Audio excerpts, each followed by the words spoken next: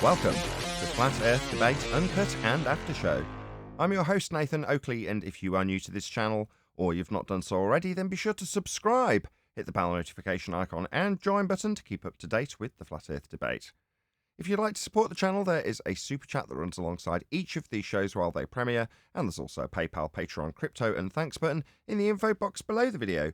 Speaking of Patreons, I'm going to do a quick shout out to all of you who do support me on Patreon, so a massive shout out of thanks and appreciation to Rod, Todd Wazzle, Jason Hornsby, Christoph Fournier, JMails24, Unimento, M, Iron26, Endless, Flat Earth Sage, Goldie McKinnon, Retro Bill, More Books, Cannabear, Fibre Oats, Bogey, Michael Kahn, John Kays, Patrick Gunnels, Banter, Will Brax, Mel B. Styles, Troy Shuker, Airy Blade, Mobile Mac 777, Neo the One, Rob W, Open Minded, Reese Pound, Del West Watson, Maria Neelands, Unbelievable Productions, Blue Ridge Ranger, The Real Gabster, Abraham Mohammed, Skeptic 936, Life is Short, Texas Mike, David Wayne Foster, and Dank. So another massive thank you to all of you for supporting me on Patreon. Now I will hand over to whoever is in Discord and Google so you can enjoy their dulcet tones while I set up for today's live show. Knowing all that, I'll see where they sell these pink pills. Hello. I'm not selling them, for sure. Mic check. How's everything going? Uh-oh, we got the main man. Yeah. That's Chinese spy right there. We got the China spy. The Sicilian spy. Yeah.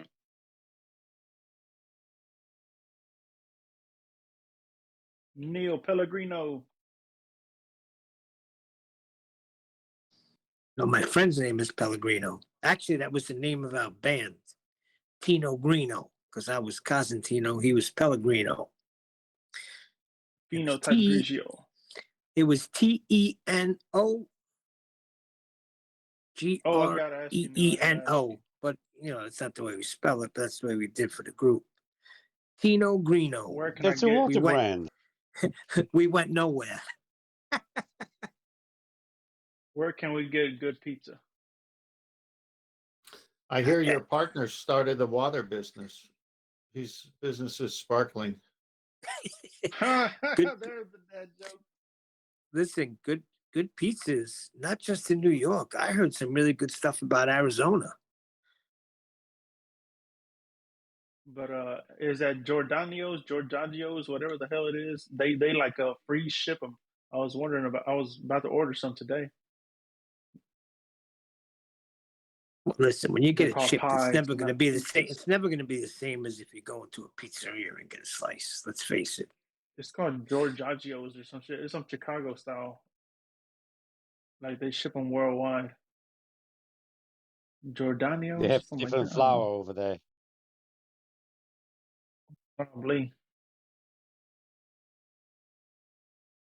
All I know is that pizza was very good. We're talking mail ordered freeze dried pizza, and it was the best pizza I've ever had. My brother makes it in his garage. He's got a little pizza oven. He bakes the dough like a couple of nights before, and then he just pumps them out throughout the day. Not full size that you get in a pizzeria, but more like a little bigger than a personal one.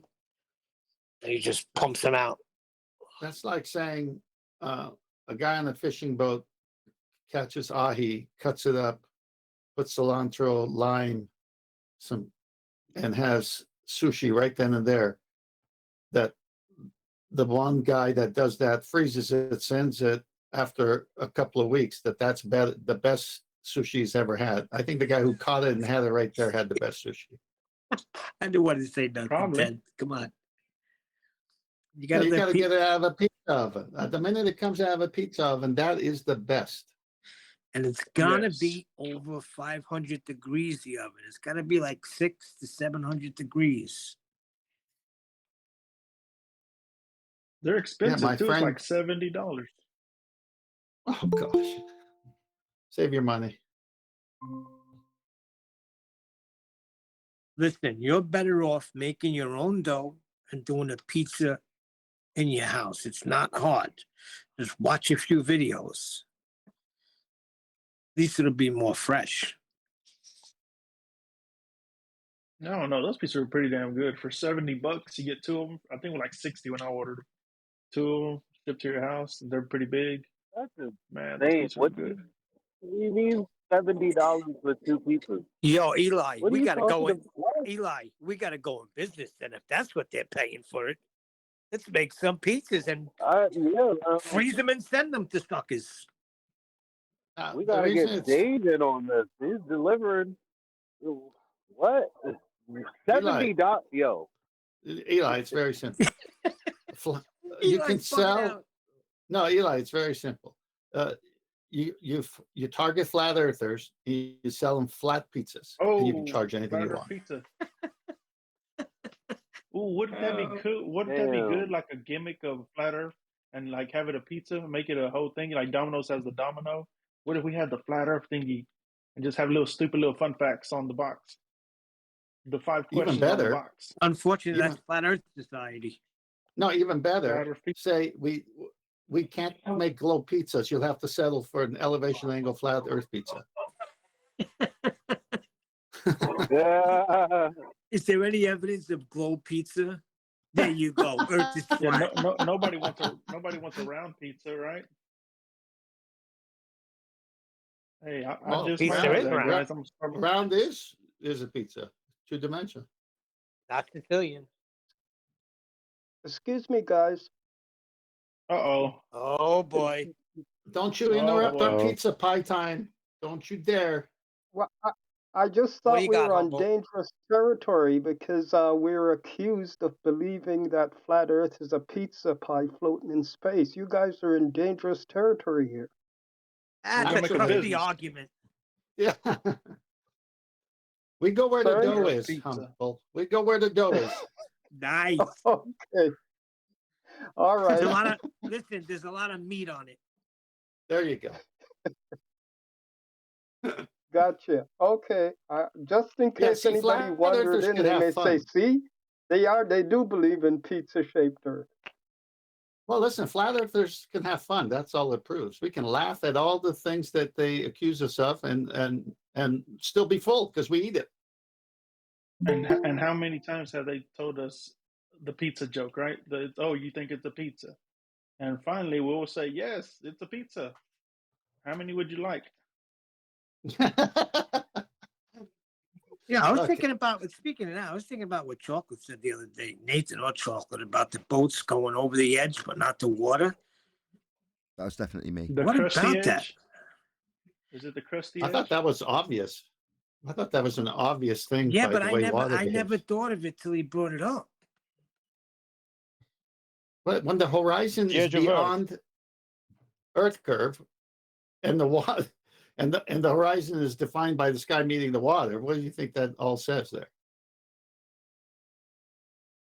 I know, but like when somebody says it, you're like, duh. Well, yeah, it's just duh. Is Nathan here? Yeah, I'm here. I mean, if the Earth is flat, they're like, if the Earth is flat, you can see forever, and then we're like, but look how far you can see. Yeah, that means it's a globe. What? Oh, you know the biggest size pizza you can order at my new Flat Earth restaurant? They're Mercator Does size. it got an R value? Does it have an R value? He said Mercatus. That's a big Would Yeah, you pizza. like that's a a square Gleason? pizza. Would you like a just like a small Gleason Which longitude would you with like? some R? Which longitude? With some R sauce, marinara sauce, is R value sauce. You know, this is fun to kid around. It's the Globers can't do this. I mean, would you like a small Gleason? First Yeah. of all, the more you guys joke, the more I'm like, actually, this would be a I pretty knew it. good pizza shop. I'm That's what I telling you, said to don't you. you real. fucking steal from me. You're right, I Neil. agree. You're not. Steal it. I'm definitely. This is my word. In the next maybe 5 years, hopefully less, we'll see Flat how Earth much pizza. energy and willpower I have to change. I am going to open up a Flat Earth pizza shop. I like it. so serious. I'm telling you. Listen, my brother already makes it. We could get this thing going. He's the one that told me about flat Earth. He's the Yo, one that the makes the box will have a pizza. bunch We of got to fun facts throw on this it. idea to him, and all do it. The We'll all box. make money. Yeah, I'm telling you, man. I'm gonna design the Even box. even the Globers will buy it just to prove a point. So sales should go up. Yeah. If anything, Yeah. we'll just send them to Gene. He'll pay $70 for two. I'm telling you. Put the black swan on the cover of the box.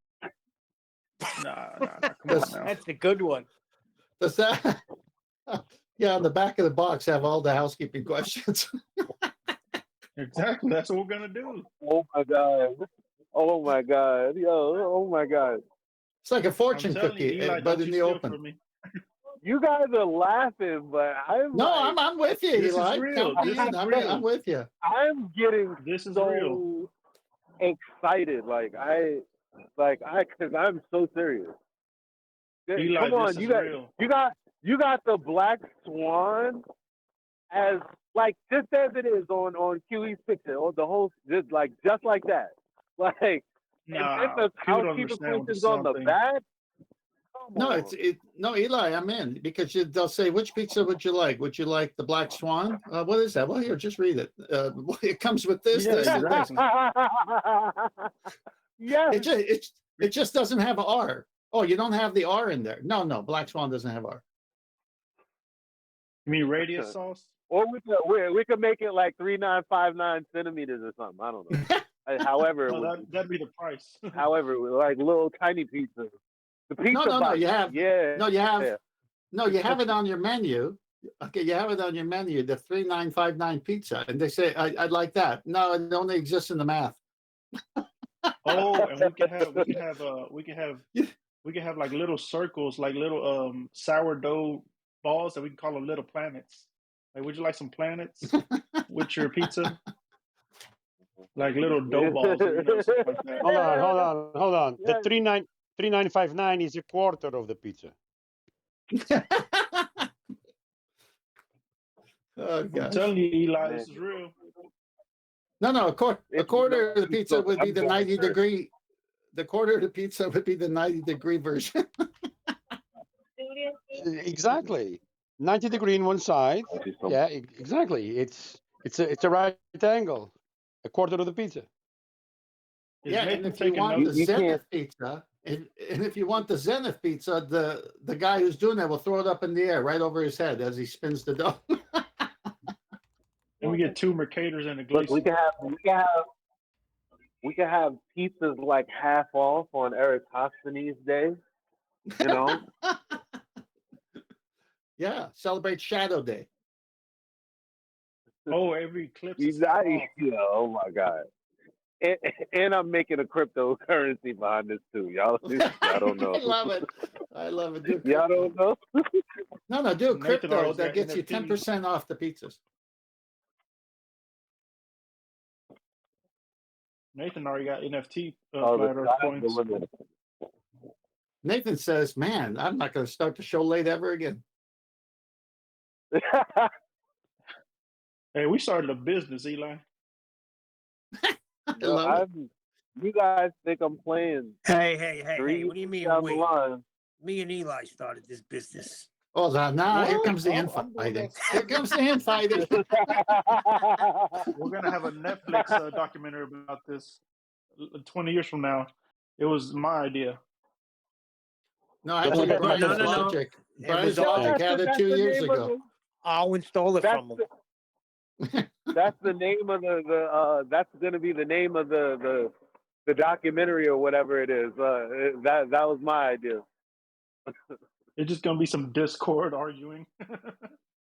Are we sharing profits yet? Listen, we can name the 10% slices. for the big The guy. Mark Sargent. You can name the slices as good as they are. Like the best slice would probably be, well, me or Nathan or QE. The worst slice would be like our worst flat earther, like the cheapest meaningless slice. We'll call it the Jiren. I'm telling you, man, flat Earth pizza. That chain could take off so big. And for dessert, you Dave- can have donuts. Dave- Space The time. There you Asteroid. go. The Dave Weiss will make a nasty slice that tastes bad. We'll call it the Dave Weiss. Why you bring up the negative Yeah. stuff, Neil? I mean, we were all going good. We were all I going mean, I good. do just- see, like, you know, Dave Weiss, you're still my boy. You gotta get the extra cheesy. That's the extra cheesy. Oh, that's a You know, good so- one. See, Eli made it good. Hey, you know what? We'll have the Sextant pizza. Any angle will do. Nice. Yo, my God, yo, this is a franchise. You guys are tripping. Flat Earth is gonna blow up. This is gonna be good. Flat Earth pizza. Better still, you make the pizza cutter look like a sextant. So you cut all the Where you angles with the located, Eli? sextant. Where are you located, Eli? You in I'm in Jersey or New something? York City, the pizza capital. The pizza capital, New Oh, York there you City. go. But it's a blue state. No, he's going to have a meeting with some Wall Street guy tonight and raise the money. He's going to write a white paper on it and get some earnest funds coming. Come on, Eli, go. Yeah, I'm getting my Wall Street licenses right now. I'm so fucking. Excuse my language. Ethereum, please. I'm so serious. I'm super serious. I bet This it's is- better than that Wall Oh, Street man. career you're looking for. Write it down, take notes. Can Flat Eli Earth finish? Planet Pizza or something. Flat Earth Planet Pizza, something crazy, right off of Bleecker Street. Yeah, that's good because either way you'll be in Flat dough. Earth pizza. I'm telling you, Flat Earth You want pizza the with some dome nice bread? marketing, dude. With some The dome nice bread. marketing, man. It'll No, you It'll have take off. you have a eatery with seating, and one side is the globe pizza lovers. The other side is the flat Earth. So flat Earth. What was that title you just gave? With the both names in it. Flat Earth Pizza. Flat Earth. Dang. What was Flat Earth Pizza Planet or something like that? Yeah. Flat Earth Pizza Oh, Planet. The oh, when- planet when- people, you go sit on this side, and the flat Earthers sit on this side. No, when it's to oh go, man, yeah, when it's to the go- segregation would be so cool. And then you Hey, guys when come it's to the middle to have a little debate over some pizza and beer. Yeah. Hey, You know, but it's like whenever this is the kind of place that all of the terrorist sympathizers want to have. Now you guys can have pizza together. Yeah, this is Yo, let me perfect, say Eli. something, let me It's say just something. on the one side of the room you have all globe, paintings and globe paraphernalia. The other side you have all flat Earth, and then the middle is the debate. And so, there's a table with two chairs and two microphones, and it's empty until one person from one side decides to challenge someone from the other side. Is this like a play place? Oh, whenever you're done with your pizza and you have leftovers, they can ask, "Would you like a dome to cover your pizza? Like to take it away? Would you like a dome?" But what should I'll happen take is a box. when Yeah, the I'll server take a box. and like when the who? Go ahead. saying when the server comes out with the globe pizzas, just keep dropping them on the floor. Say, damn, that fucking gravity's got me again. Or you could have it on the globe side, couldn't you? You could have pepperonis go down, but don't go boom boom.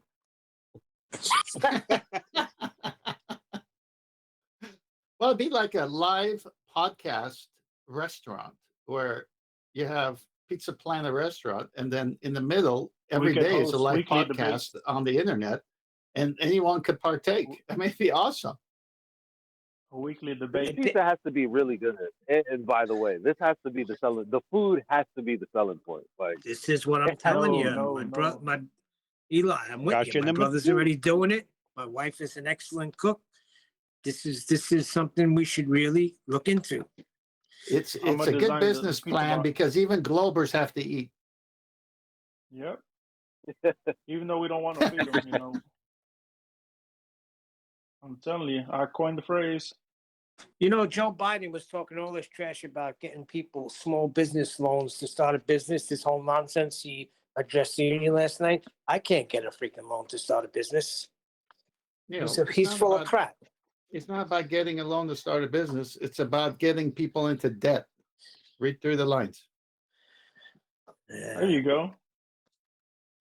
Lying his ass off last night. But anyway, it's not a political show. It's a flat earth show.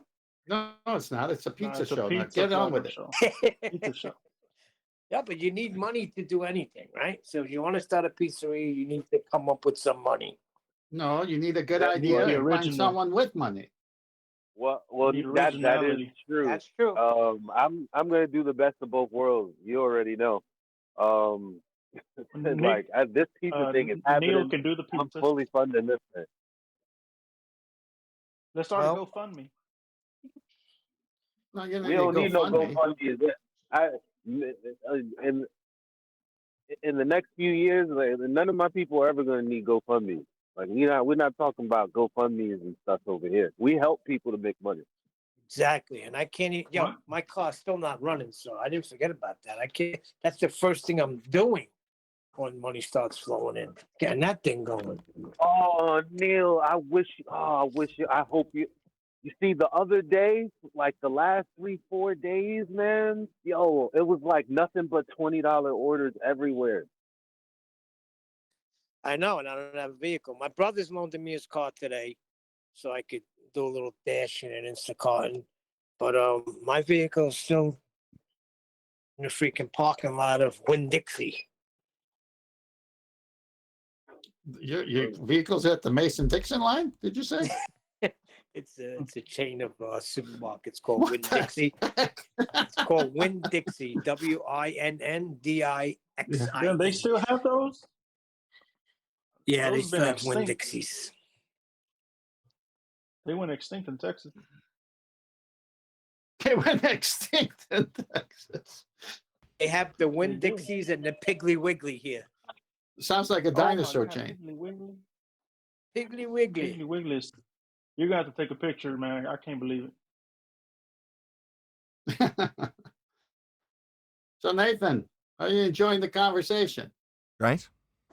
Yeah. Awesome. How come you're not chiming in? How come you're not chiming in? He's not a fan of pizza?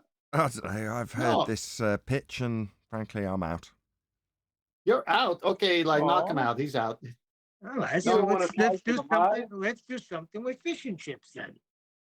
Fish No, chips. gross. Perhaps I can Americans ask can't get something. fat. If I can't get fat and diabetic off of it, I don't want it. Here comes Humble. He's Maybe going to prefer ask you it to questions. a He's going bowl. to get us off pizza. Go ahead, Or we Humble. could do flat white coffees. Black coffee? Oh, sorry. Yeah. I just was wondering if I could get some help in answering a question if it came up to, or that All right, later, came up. guys. Here it is about we have a container, right? Now we also seen Neil deGrasse Tyson, and he will ask, well, what is gravity? His answer will be, well, we don't know what it is, but we can calculate with it and do all of these things. So if the same process took place with us, and we say there's a container, and then they're asked, well, what is it? What would we respond in that situation? I don't know. I don't know. I have no idea, but we're breathing. Oh, okay. You know, I don't know what the you know container is. You know what antecedent is? Yeah, it's an antecedent consequent relationship. To have gas pressure, you must have containment. Therefore, we must have containment. What's the container? I don't know. No. Okay, so if the comparison was made, then that things. Okay, yeah, I think I know the answer to the question I was just about to ask. The balloons There's no going up. antecedent for gravity. It's not Oh, comparable. sorry, go ahead. It's not comparable. It would be a non sequitur. Because how would you compare it? What's comparable about it?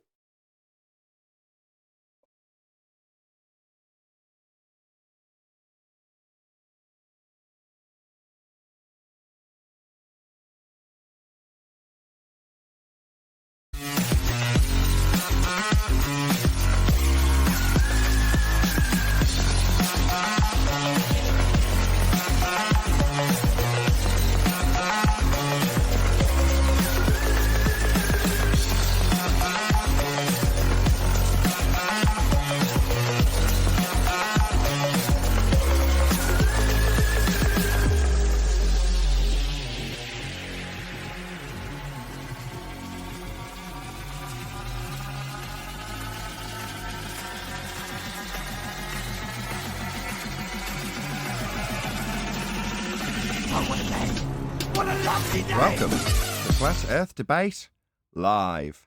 I'm your host Nathan Oakley, and if you are new to this channel, or you've not done so already, then be sure to subscribe, hit the bell notification icon and join button to keep up to date with the Flat Earth Debate. If you would like to support the channel, there is a super chat that runs alongside each of these shows while they are live, and there's also a PayPal, Patreon, crypto and thanks button in the info box below the video. Most importantly, if you'd like to join the discussion, simply mute the page you are currently watching, then click the link in the info box below this video to join the panel and express your views on the nature of Earth. If you do join, please don't swear. If you do, you'll be ejected, and if you are, please don't try to rejoin the stream using sock accounts. You'll be warmly welcomed back on the next stream. Please also share the show on social media. Sharing the show obviously increases the live audience, but this in turn increases the chances of a more diverse panel, so please share the show on Facebook and Twitter. Now, we are joined by Neil, Eli, QE, and a whole bunch of people in Discord, so welcome one and all. QE? Wow. Hello. Pizza. We did start an hour late. Good afternoon. Hello. You don't need to mention that. Nobody knows that apart from the people in the live audience. Yes, we have started a little bit late, but that's okay. It's all good. Are we going to do a proper session of housekeeping? Because nobody's actually sent me a video to react to today, so I assume we're just going to chew our way through housekeeping No, today. one deck. Whoa. No. What do you mean, Did no, you no, finish no? yesterday's? Hang on. If you finish yesterday's in full, then you got one deck as a video. I'll post it again if you want. Okay. Have we not had enough of the space race guy? Well, did you finish or not? No, we didn't finish. Well, then we haven't had enough of them. Well, you got to finish what you start. Okay. I mean, let's just have it from the audience as opposed to just from 10th Man, because you're the 10th man in this, right? So, What that's about, hold on, what about the two housekeeping questions we're supposed to have with the video? That stopped? No, we'll do those as well. We'll do a couple, don't worry. We can get those out of the way if you want to now, Neil. Any single viable hypothesis from any of the fields of astronomy, cosmology, or astrophysics? No, they're not science. They're interested in what the sky shows them and how the stars move above the Earth, but they're looking at the sky, not the Earth. Okay, any scientific evidence for gravity? Well, we don't know what it is. No, it's a mathematical Calculate concept. it. If there was, you wouldn't have them saying it's not a force and it doesn't actually exist. And that's what they're saying today. From Eric Walinda to Brian Cox to George Musser. It doesn't exist. It's not a force. Well, how can there be any scientific evidence if you don't see if you're going to say those words? What minute do we get to in the space race? I don't know. We started at the 4-minute mark, and then you went probably another 4 or 5 minutes. So why don't you go to the 10-minute mark? Really? Those ancient calculations, stadia is a relatively undefined length. But if we assume it's the average length of a Roman stadium, then Eratosthenes was correct about the size of the Earth to within about a 10% margin of error. And Really? What, when he begged the question of a presupposed spherical Earth? No, I don't think so, as is shown in this diagram. Further to that, he's measuring angles. So he's going to need a flat baseline. He's going to need a flat Earth for his angle measurements. And then, 1,500 years after the time of Plato, people... Okay, I'll do a proper introduction for this. Okay, so for the last 2 or 3 videos, we've been responding to this video by a guy called The Space Race. And what I'm going to do now, as I would encourage anybody who's responding to me would do, is chuck a link to his video for my audience to go and subscribe and leave a very kind comment that says something to the effect of, Nathan Oakley 1980 sent me, love your content, subscribed. And if you want to add that I've responded to his video, then you feel free. But obviously let him know that Nathan Oakley 1980 sent you in the first instance. So that's The Space Race. The video we're responding to is The Truth About the Flat Earth Theory. All right. So I just want to say that one of the pizzas that's going to be Nathan's pizza is going to cost $19.80. Just saying. That's a good one, Eli. The Didn't pre-show this stuff. Okay, Didn't this that becomes an in knuckle joke. Okay, for the audience's benefit, before the live show started, the guys on the panel in the Dragon's Den were discussing the idea of, quote, flat Earth pizza planet. Okay, now I for one am out. You feel free to say in the chat if this is something you would or see as worth investing in. With a number 1 for flat Earth pizza planet, thumbs up. I would definitely buy pizza there. Or number 2, like me, I'm out. Please can we stop talking about it? Now you're aware of the in-joke. Thank you for that, Eli. Jeez, we didn't know it was so offensive. Not offensive. You got to remember we've got a live audience. So the live audience need to know what we're talking about. If Eli just starts saying, maybe it's I'm going to charge $19.80 for a flat Earth pizza in Nathan Oakley's name, they're going to go, what the hell's he babbling about? Now you're aware of the in-joke. Aren't they? Well, maybe they're hungry. Maybe they're hungry for pizza. That's what I was going to say. Anyway. So let me just close the conversation with this. One's in the chat if you'd like some really good flat Earth pizza on like, you know, down at your local downtown or whatever. 2's in the chat if it's a heck no. All right. The first answer in the chat is a 2, and to be perfectly honest, I'm not going to read beyond that. Thank you for the opinion on that, Rob, the truth. Anyway, shout out to Jardo, who says, did I beat Godzilla to the super chat? Yes, you definitely did beat Godzilla to the super chat. Thank you very much indeed for the support though, Jardo. Really do appreciate it. Didn't this knuckle dragger a couple minutes earlier say that Eratosthenes hired a bunch of surveyors? I don't know, maybe, perhaps. I can't even remember what we were doing. Can you turn yes, it he back did. like Yes, 2 definitely.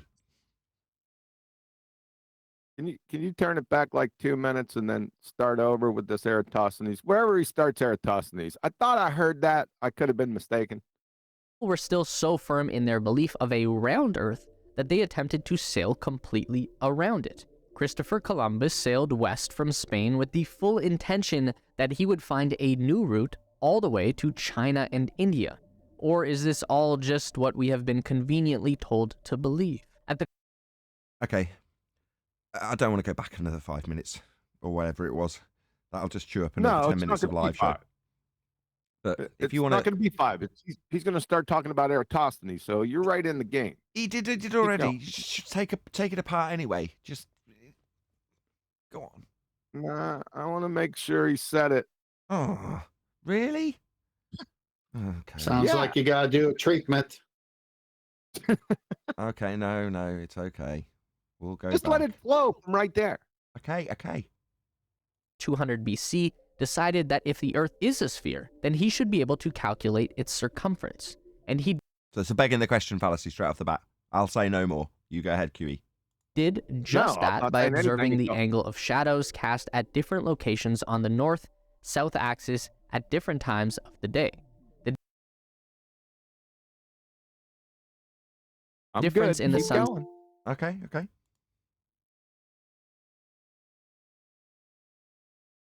angle between two locations was relative to the physical distance on the Earth's surface. So, flat Earth then. You just proved the flat Earth. The angle is relative to the Earth's surface. What's an angle? Is it a curved line meeting a bent line? No. Is it a curved line meeting a straight line? No. Is it a straight line meeting a straight line at a vertex? Yes. So if you're getting an angle and it's relative to Earth's surface, then you've just proved Earth is flat because you can't get an angle any other way. Then he extrapolated that out to... Go ahead. Sorry, Nathan. I was just going to say I did have a few words on this topic, like a little poem, but I can save it for the after show if you want. Oh, hell no. Can I have that now? Everyone else, shut up. Pop yourselves on mute. Yeah. It's called The Greeks Play Tricks. It was way back in 200 BC that a Greek measured Earth using mathematical trickery. So here it is. I'll explain what he did. By measuring angles using shadows and sticks. He presumed in one location, at the zenith of a well, he had sunlight coming down straight and parallel. In another location, 500 stadia away, a stadia for ease is a mile, we'll say, He again measured the angle of the sun. Whoops. I'll just explain what he's done. He just measured an angle using the surface of Earth. But you can't measure angles by using a curve. This is point 1, proving Earth is flat. But we don't want to get hung up on that. The angle he measured, 500 stadia away, was 7.2 degrees, we'll just say. Right then, what next? What do? We just need to presume Earth a sphere of 360 degrees, here. Then divide 360 by 7.2, that gives us 50. Now what do? You times that 50 by stadia 500, which equals 25,100, giving us supposed Earth's circumference. So this is how the Greeks measured a sphere, using straight-line angle measurements. Oh dear, oh dear. It's surprising what mathematics can do when you sprinkle on some wizardry and trickery too. The end. That was absolutely brilliant and perfectly timed. I'm glad I got you to read it out. In fact, I take the credit for it. That was excellent. Outstanding. That was so good and perfectly timed. How do you do it, man? How does he do it? He's a poet. It comes naturally. Yeah, but it's really Amazing. good. Like that must be really difficult to like actually use numbers and like mathematical descriptions and these terminologies and then make that into a poem. That's really tough. Yeah, the man's got skill. Recognise. I know. I'm just really perplexed by it. Yeah, man, me too. I love it. Excellent work. Thank you very much indeed, One Day. Pleasure, my pleasure. Kudos, One Day. Okay, I'm going to do a quick shout out to Jardo, and then I'm going to hand over, as you will see why, in a moment to 10th Man. Jardo, thank you for the super chat. He says, if I get a chance, can I ask 10th Man a question regarding navigation? I have a few newbies watching. Is that so? Also, shout out to Uncle Ben, who says, nice poem, bro. Indeed it was. Thank you very much, both of you, for the super chat. Jardo, your mic's all yours. 10th, he's not even here. He's vanished. I was just rejoined. Hopefully you heard me. 10th, if you can prick your ears up, Jardo, I think, has got a question for you. Hey, 10th. Hello. Yeah, I dropped. I had to join again. So what's going on? Hey, 10th. Just got a question regarding navigation. I've got a few newbies that have tuned in tonight, and they're curious about navigation on a flat plane. So the question I have for you is, if you read Captain Cook's logs of his circumnavigation of the Antarctic, in his navigational part of his logs, he quite often refers to being out of reckoning almost daily. Could you explain what out of reckoning means? No, I don't know what he means. I don't know Captain Cook. I don't know the context. What I know about celestial navigation is that you're looking at the stars above whatever you're living on, and it requires an elevation angle measurement to know the zenith of the star over what you're on, the Earth, not giving it a shape yet, but just where it's over the Earth, and then your zenith. So you got two zeniths to deal with here. So if you use the Mariner sextant, you're using the star or sun above the horizon, and you bring it down to the horizon, and you rock it, so you can establish perpendicular to a horizontal, not to a curve, to a horizontal, so you get your 90. So you know the star zenith. You subtract that from 90 because that gives you your zenith, which is incapable at sea, to get it with a bubble sextant or a tray of mercury. So it's a two-step method when you use the horizon. And so that is your zenith distance, your zenith to the sun's zenith. And it requires two straight lines, a vertex, that can only work on a surface that's not curved. That is how navigation works using the stars and the sextant. So in the Northern Hemisphere, using a What? Mariner sextant. What? Hemi, what now? Hang on, what? Hang on, what? Northern what? So in the northern part of the plane, using a Mariner sextant, it's quite, there's almost no reference to any mariner being out of reckoning. But in the I south don't know what, when you say part out of of the plane reckoning, below define this that. 60th parallel, well, Define out of that's reckoning. the question. I think So out of that means reckoning, that's that the they're question like I'm that asking their you as a celestials are. you're No, you're the navigational expert. That's the question I'm asking you. no, don't storm at me here. Out of reckoning could mean you're at sea and it was cloudy for 2 days and you weren't able to use the stars. And there's a strong current in the ocean moving your boat left, right, whatever, and you're out of reckoning. What does this mean altogether? When the stars do appear, you're still using an angle measuring device called a sextant, which requires 2 straight lines and a vertex.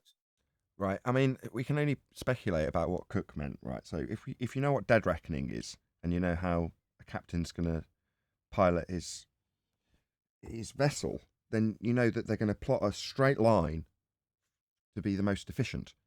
Now, if they're planning on the map to travel in a straight line, and then they come and check where they are in relation to where they thought they'd be on the map, and they are not within reckoning, that would be dead reckoning, straight line, then they'd be out of reckoning. But I'm only speculating that that's what he meant, because as 10th Man said, I don't know what Cook meant by that. It could mean anything, but that's what I would assume it meant. I just Googled the word and I'm presenting it. So it's basically like another word for dislocation. Yeah, it has nothing to do with celestial navigation. If you're dead reckoning, you're not using any celestial navigation aids, by the way. That's right. You're doing it based on your known position and where you expect to be on the map, and then drawing a straight line between the two of them, then you are dead reckoning. You're just moving straight based on where you know you're going to be. And then when you check, as I speculate, and go, oh, all right, I'm not on the line I thought I'd be on. We're out of reckoning. That's the only thing I can assume that meant. But like 10th and QE is now backed up. What's that got to do with celestial navigation in this regard? It's the azimuth of the part where you get the direction of the sun. So you find out what that is with your compass, and then you set to that line. But you can be taken off that line, so you have to keep doing it to keep that line straight. So I don't get it.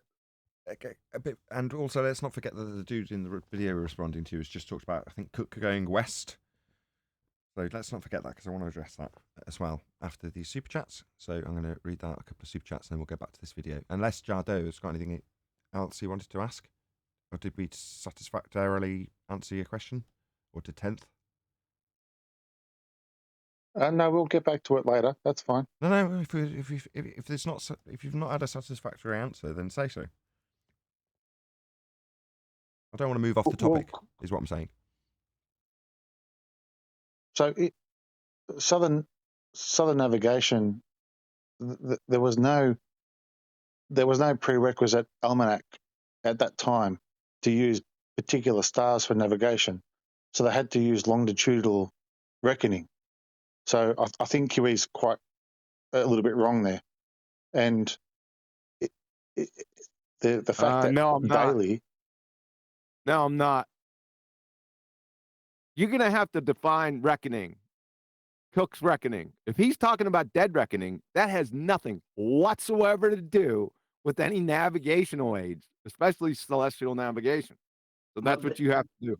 It wasn't dead reckoning. It was out of reckoning, and that's a completely different meaning. So out of reckoning. My bad. I've added that. Yes. What's reckoning? We haven't had it defined. I'm going to do a couple of quick shout outs, then maybe Jardu will come back to us. So, shout out to James Richard. He says, to acquire an angle to a star, the horizontal horizon must be at least extended to directly underneath the star you're measuring. Otherwise, your angle wouldn't be an angle at all. That's correct. In other words, you've got a flat baseline between you and the ground position below the star you're measuring. That's a flat Earth between you and that position. Yeah. Well put, James. And also D Rose, just give me money. Thank you very much indeed. Really appreciate the support. Thank you very much, gentlemen. Right. So I just presented the meaning of out of reckoning, QE, for like 5 minutes, and you didn't know. Hold on. Not QE, right. Hold on. I want to say he's looked up. Navigation, Encyclopedia Britannica. Dead reckoning, sailing navigation. Dead reckoning. Determination without the aid of celestial navigation of the position of a ship or aircraft, from the record of the courses sailed or flown, the distance made, which can be estimated from velocity, the known starting point, and the known or estimated drift. There you go. Yeah, but he didn't use the word dead reckoning. I don't know why you keep saying that. Oh my God. Well, if he's out of reckoning, what kind of reckoning was he out of is what Kiwi's asking. We don't know until it gets defined. Yeah, he could be Right. talking about his mental state for all we know. Yeah, or Okay. the entire endeavor, because that's the point of out of reckoning. It could be a very general description of like what he was trying to achieve to try to map things, that project was getting out of reckoning. Perhaps. He didn't see how he would be able to succeed it. Okay, perhaps. But Lost I at wish sea I then. hadn't speculated now. I've just opened the floodgates. Jardo, did you have something specific in this regard to Cook without divining his thoughts?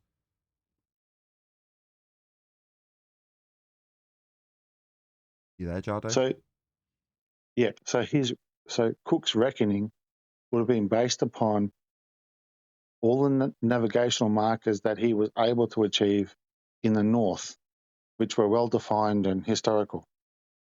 When he travelled south, especially below the 60th, he determined his reckoning based upon calculations that he would have assumed that he would have used from the north, and he was always out of reckoning. Jardo, can I ask you a that's question? not using, yeah. Did Cook use a sextant or something that worked like a sextant at the time? Yes, so his logs, he Okay, used so a Mariner sextant.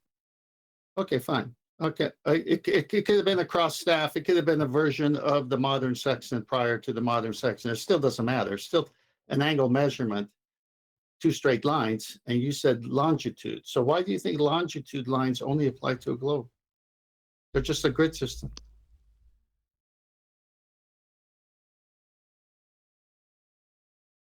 And by the use of the sextant, he couldn't have been on a globe because sextant can't work on a curved surface. So the argument ends right there. No, that's correct. That's why I'm asking you, because you're the one that knows about this. So, well, anyone could know about someone, this. Just go. Hold on, I'm Ten. sorry. Go on. He's just clarifying his position, summarising. Go ahead, Jardo. So, a very experienced mariner travelling in areas that he knew and that it was well travelled on would never find himself out of reckoning.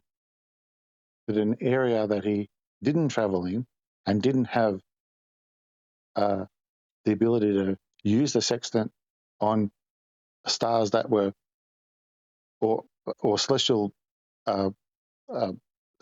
celestial objects that had been recorded, they would assume they're travelling a distance but would be out of reckoning. So I would have thought that they would have proved the fact that it wasn't a globe. I see what you're saying. Well, I disagree. I disagree with the first statement, Nathan. Just one because sec, Ten. today people. Hold on. What I think I'm picking up what you're putting down, Jardo. What you're saying is, if the world is a sphere, then by a hemispherical standard, the bottom of it is going to match the top of it. So if you know how the lines plot out down the top half of the globe, then it stands to reason that you're going to automatically, without even looking at it, have a really good, really good idea of how the bottom part is going to work based on the lines that you've drawn on the top already. So therefore, when it doesn't, you're like, well, it's not matching what you predicted with the globe then, because those lines would just carry on down and round to the bottom if it was a sphere, and it isn't. I think that's what you're saying. Am I right? Correct. My God, it took a while. Yeah, it's because it did. Earth's Okay, flat. He had a now that's- sextant. That's all the bit that 10th focused on immediately, and he was right to do so. You know, if Cook had a sextant, then he's proving Earth's flat every single time he uses it. But Jardo said something that is incorrect, and I'd like for him to say it again. He said people in the north know where they're going. No, they get lost all the time. That's why they need a sextant still, because at sea. Hang on, I got a cough here. Because at sea, You don't have any markers. They do know where they're going if they could see land in sight because they're familiar with the land. But once they ventured away from land, that's when it was scary for them. So that's why the sextant was so important. So the fact that you're familiar with trans or whatever Atlantic crossing statement or crossing the Pacific, once you're away from land, the only thing that can guide you are the stars against the horizon, which is a horizontal, to get that angle measurement. So you could easily get lost today, even though you're doing the same path, because there's no markers out there, except the stars become the lighthouse in the sky for you. And that's your marker. Yeah, correct. But at the time that Cook was traveling in the south, there was no lighthouses. Yeah, there were stars in the sky that if he used it, if we're familiar with the story, if everything written about him is true, which I have no way of assessing at this time. I mean, I've heard some stories. Okay, great. 60,000 miles. But I don't know about that. But I know one thing. If he did use a sextant or something that worked like a sextant, it could only work, as we've just said already here, a flat plane. And as Nathan explained, your real question was, those lines, if they warp them around the equator to one end and to the other end, north and south, it would have to be continuous. So maybe that's what the real question is.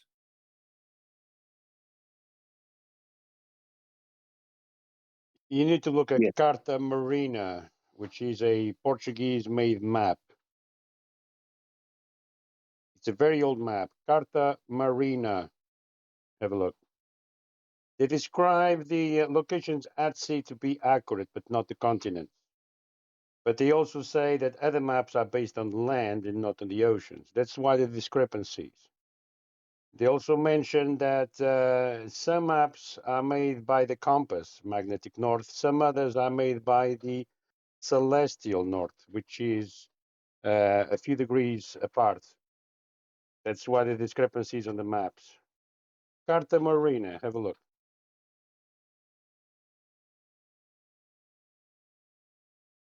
Have we got anything else to cover on this, Jardo? I'm glad you did. It was good. No, all good. No, nice little nice little conversational point. Okay. And to the newbies out there, I hope that was the answer you were looking for. Earth's flat, if you didn't know already.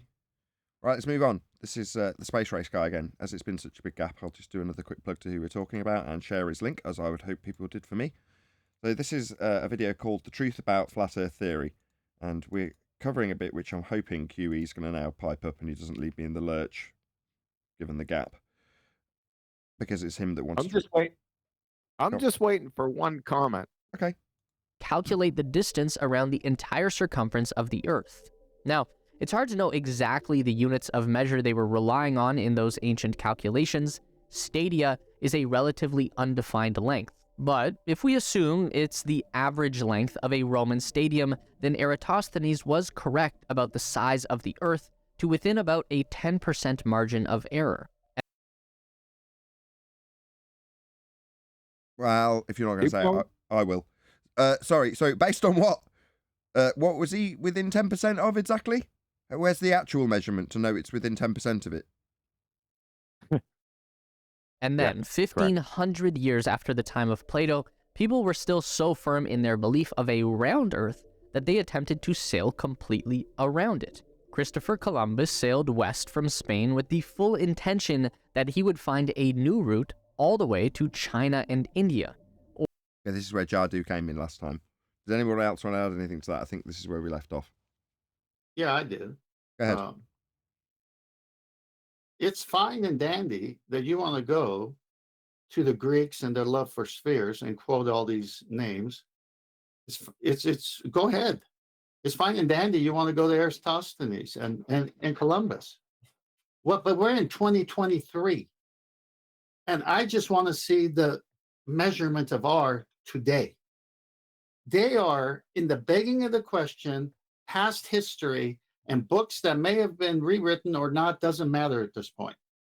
Forget everything in the past. Forget everything in the future. Show me R today with 3959 Every horizon distance can be no further than 1.22 miles times the observer's height in feet, right? Square root of the observer's height in feet. Show me that today. If you can't, and that geometric horizon is invisible to us, the physical one that we never see, then it's optical is all you're talking about that we never see. I mean, think about it. Why do they keep bringing up Columbus? Why do they keep bringing up these people? They're trying to get us into the begging of the question of a story rather than proving the Earth is a sphere today. Just prove it today and we'll be done with the show. It'll be over. We'll all get jobs. They can't. Or is this all just what we have been conveniently told to believe? At the core of the flat Earth ideology is the unwavering confidence that every single article of historical or scientific proof of a round Earth was fabricated. No, it was fabricated, ipso facto. If Earth is not a sphere, that's a de facto position that you cannot not hold. So, you have to hold that position based on the fact that you know the Earth's flat. Yeah? If you're saying unicorns are real, and I say no, they're not. Oh, right, so you're saying every single piece of evidence ever created for unicorns isn't real? Yes, that is precisely what we're saying. Every single shred of evidence. I'm going to give Mark Sargent's example, because it's much better than I could ever do. The evidence for the globe is a massive, massive warehouse. It's absolutely rammed full of boxes, all labelled up with things like gravity, Coriolis effect, you name it, it's all there, stacks of it. It's like, oh my God, there's absolutely tons of evidence for a globe. Now that's the evidence this guy is saying we would say is all unreal. Mark Sargent's example is you go up to one of the boxes, lift off the lid and go, what do you know? There's nothing inside it. So you go to the next box, open it and there's nothing inside it. And you go through the whole warehouse and realise it's a storage warehouse for nothing, because there's nothing in any of the boxes. So, yeah, that's precisely what we're saying. Yeah, all globe Earth evidence is fabricated. But what I thought you were going to say you didn't say, which is that all historic evidence points to a flat Earth, as we just went through earlier. There's no historical documentation that will find that will allude to the idea of measuring an angle off a curved surface, because it can't be done. So they all say the same thing. You've got to measure it off a flat Earth, because that's what you've got to do. That's what an angle is. So all of the historic data for navigation will show you that Earth's flat. Sod what the globe's saying. Yeah, it's all fabricated, because Earth's not a sphere. For the singular reason of concealing the flat Earth truth from the people of the world. Well, no. Perpetrating a new lie of the globe. Not hiding what the Earth absolutely is. It is what it is, and it's navigated that way. And you've got to be aware of that if you're flying a plane or sailing on a boat. You need to know how to navigate, and you do it with a flat Earth. So that's just ipso facto again. But the actual purpose isn't to hide a flat Earth, it's to foist a one-world religion of heliocentrism onto you that's come down from the Roman Catholic Church. So that's what you've got. You've got a model derived to offer some sense to the church about when Easter will fall.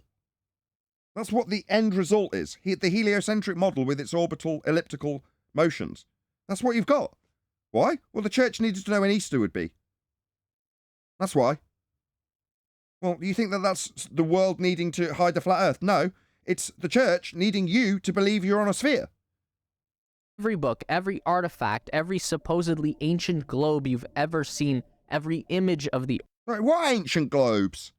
You saying there's ancient globes? Is there? No. There's this fake art of a second law of thermodynamics violation globe Earth with gas at high pressure not expanding into a 10 to the minus 17 torr vacuum. This isn't the world from space. Space is fake. Every picture ever claimed to have come from space was a complete lie, a fabrication, because you can't have gas pressure without a container. And what this alludes to is a high pressure gas next to a vacuum. That's a violation of entropy law. This isn't real. Earth and outer space has all been an elaborate deception. Yep. That's right. Second law of thermodynamics violation. The laws of nature are on my side, not yours. This on screen now that you think you're pulling out a trump card because what, some wanker handed you a photo that he said was from space? You haven't been there, but I have. Where? Well, heaven. to look back at you as a tiny dot on a blue marble violating the second law of thermodynamics, with the high-pressure gas not expanding in line with entropic law into a area of lower pressure. That's what gas does. It expands in all directions into whatever volume it's got. Dispersion, entropy, the second law of thermodynamics. This violates that natural law of nature, something that occurs always. Gas always disperses. Except this gas. This magically isn't dispersing. What's that I hear faintly in the background from the ballers that don't attend this debate anymore because they've all lost? What's that I hear faintly? Gravity. Oh, really? What, a bending conceptual fourth dimensional medium invented by a man named Einstein that is definitely, quote, not a force, end quote, George Moose, a Scientific American, or, quote, Professor Brian Cox, not really a force at all, end quote. So no, non-forces of fourth-dimensional space-time don't hold gases in violation of second law of thermodynamics. That's not how it works. This is definitely a fabrication. No, maybe it's a fabrication and they're alluding to my trump card picture of Earth from space being fake. Yeah, it damn well is. I can prove it. With a natural law, something that occurs always, and it isn't happening in this picture. Because it's not a picture. You think dinosaurs were real? Those bones... No, I don't actually. ...are nothing more than movie props buried in the ground to keep us distracted. No, all the bones are fake. I've been and seen them. You know, you look up the articles that say that the bones are real, you go to the museum and ask the curator if the bones are real, and they tell you that they are not. You go, but it says here they're real. In this article about the real dinosaur in the massive atrium that we're standing next to. Yeah, it's not, though. It's not real. Oh, really? So why is it here? Well, it's just a big, fake dinosaur in the middle of this museum. It will be changed for the real whale that we've got stashed out the back, which is about the same size as this fake dinosaur that you thought was real. It's not. But of course, on the article that you'll read where it tells you it's real, you'll think it's real, and you'll post that article to me telling me it's real when it damn well isn't. That's a dinosaur skeleton in a museum, alluding to being real when it is not. NASA isn't exploring outer space. They're using taxpayers' money to create photoshopped images and CGI videos that support the round Earth agenda. Absolutely spot on. Couldn't have summarised it better myself. The reason we know you haven't given and I will give now. Outer space is fake, therefore there can't be any pictures coming from there. Akin to Narnia, a place you can't visit. Because if space was real, we'd all be dead. The gas at high pressure that we all enjoy breathing... Yum, yum, yum, yum, yum, yum, yum. That wouldn't be here anymore. It would violate entropy law to stay here and not disperse into an area of volume it can fill. That would be space. Gas fills space. So outer space, a sky vacuum, is fake. Therefore, the pictures are fake. You can't take pictures from a fake place that violates natural law. So you are spot on, and now I've given the reason why. They're also guarding the ice wall. Are they? Says who? What ice wall? Are you claiming there's an ice wall now? Because I don't claim that. So why do you think rockets always fly in an arc? They're following the curve of the dome. Elon Musk has even tried and failed to break through it. You can see... Right, why are you making these claims? I don't make any of these claims. You can look to the government to make the same claims. They claim that they shot rockets at the dome. They call it Project Fishbowl, and then shortly thereafter form NASA. So... you can also look, strangely enough, to the government for claims of an ice wall. That would be Project High Jump. Look it up.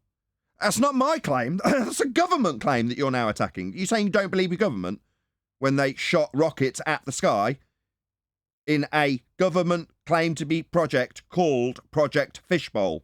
That's not my claim. That's an official government narrative that you're claiming to take apart. It's not a flat earth truth.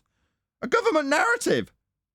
See this with your own eyes. These jellyfish-shaped clouds behind the rocket, that's a Falcon 9 skipping off the surface of the firmament. There's always an explanation for everything. So you're saying that because you can see a rocket from the ground, that the rocket can actually traverse the gas pressure we're all breathing and go into the area of space the gas isn't filling? No, you're just looking at a rocket from the ground. Yeah, there might be prop rockets, but what they say they do is go into this area, this black area, that's 10 to the minus 17 torr vacuum. What's this little bit here? Is that the moon? No. travelling to the moon to take this picture would involve a trip from the gas pressure at ground level that we all breathe, yum, yum, yum, yum, yum, out to a 10 to the minus 17 torr vacuum. Well, if we can travel out in rockets, not you, the lying bastards at NASA, can travel out through the gas pressure, then so can the gas pressure. Bending space-time from Einstein ain't going to stop it. It would just fill this area instantly. We'd never have developed gas pressure, let alone have clouds moving around next to a 10 to the minus 17 torr vacuum in this picture. Yeah, this white little haze is high-pressure gas. And this is a 10 to the minus 17 torr vacuum, according to the bullshit picture. So no, your rockets that you might see from the ground, why do they go in an arc? Who cares? No matter what direction they travel, they're not going to a sky vacuum. There isn't a sky vacuum. So I don't care which direction they travel in. That's some crappy old argument that stupid flat earthers might have with you, while they automatically assume that the sky vacuum's real alongside you. I don't do that.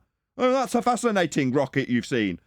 What, a scaled-up version of something I can stick in a bottle of milk when empty and fire up? It's just a bigger version of that, right? Much more dramatic. So what? Well, it's going to space. No, space is a violation of natural law. I don't know where that rocket's going, and who cares? Definitely not space, because that's fake. There's no reasoning with someone who is just going to call you a... Go on. Yeah. I was just waiting for you to be done. So see what he's done. He's gone to the past, the Greeks, Columbus, you name it, because he can't show us Earth curve. He's gone to the past because we don't have any Earth-based Coriolis. He's gone to the past because he knows we got gas pressure and there must be containment. And then he, instead of addressing those questions, which are today's questions, he goes to the Feast of Nonsense table of flat earthers who say all these things, because there's all kinds of flat earthers, and he grabs those and he starts talking about that. He has yet told us that the horizon is Earth curve, right? And the globe math is based on 3959, and we can prove to you with measurement of curvature that we live on the globe. He can't do that. He can never do that because it's invisible. The geometric horizon can never be seen. So how is it ever measured then if you can't see it? So then the black swan destroys them. The absence of rotation destroys them. Gas pressure without containment destroys them. He wants to stay far and clear from these questions today. He wants to use the past, which doesn't apply to me, and the Feast of Nonsense, which I don't agree with. I just want to see Earth curve proven, and he can't. So this is where their arguments are. How old is this video? 10 days. Wow. Continue. a liar no matter what you say, or dismiss a legitimate criticism with unfounded make-believe. Is there even a point to... So you're suggesting flat earthers would disagree with a criticism with unfounded make-believe, right? So from what I glean from that, you're suggesting that what I'll offer up against your tosh of evidence is just some garbage or hand-wave dismissal. Well, let's just reverse that. I've offered up you the second law of thermodynamics in response to your picture that you assumed, you didn't take, but you assumed the government essentially gave to you when they parroted off their one world religion of heliocentrism, and that was their evidence for it. Now, you didn't appreciate that you were in a religion, but you did think you'd got a photograph. I gave you the second law of thermodynamics. Let's see what waffle tosh you give me to my response that uses natural law to debunk your claim to be photograph. Let's see how you get on. Yeah? Let's see if we get some unfounded make-believe back in response to the second law of thermodynamics entropy claim in regards to how this high-pressure gas would instantaneously disperse into a 10 to the minus 17 torr vacuum if that's what the sky was. And that's what the sky is in this claimed to-be picture. It isn't. It's a load of old crap that I can debunk with natural law. I'd like to see what your response is. Is that you, QE? What did you want? A J3D or JR3D? Do you have something to add, my friend? While he figures that out, shout out to Jardu. Says the guy we are listening to is definitely a love child of not a Professor Dave and pseudo Simon Dan. That's a very nice sad hum. Thank you for that. Did you want to add something, Jay? Jay? Jay? Can you hear us? You're rustling off mute. Oh, he's on mute. Jolly good. Thank you for that. Thank you for the super chat, by the way, Jardu. Really do appreciate the support. Arguing. Yeah, not really. And what if the Earth was flat? If you woke up tomorrow and the government was on TV saying, you know what, we actually have been lying to you. You all do live on a flat disk with a dome around it. Okay, so we're going to see what you say next, but I'm going to preface it by saying, so I offer you celestial navigation done for a very long period of time and can only be done if Earth is flat. So I want to put that instead of what you've said, the government just going on TV, because obviously that's the standard. What if the government were on TV suddenly, you've got to accept it as real? You cuck. No, government saying anything doesn't make it real. But that's your standard, right? If the government came on TV tomorrow and said Earth's flat, so therefore everyone accepted it, because we're all a bunch of cucks who just accept what's said to us by the government if it's on telly. Yeah, no, I'm going to substitute that garbage that you would accept with actual evidence of a flat Earth, which is to say that it is measured and navigated flat by way of angles that can only be performed if they're being measured from a flat surface. That is to say, Earth must be flat for celestial navigation. So based on that being a documented fact, we'll now see what he says about the standard. What would change? Would you just stop going to work and paying taxes? No, most assuredly not. No, I have to pay taxes for the money I earn telling people that the Earth is flat when I tell them on YouTube. So no, I haven't stopped paying taxes just because I'm a flat earther. Far from it.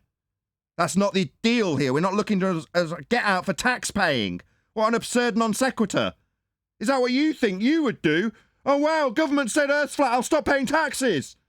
Is that what you do, you absolute crackpot?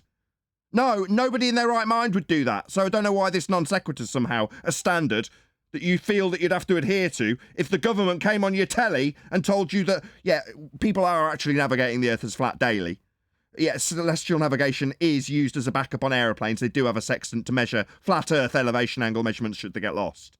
Yeah, boats do use sextants and the stars and angles of a flat Earth to find out where the hell they are.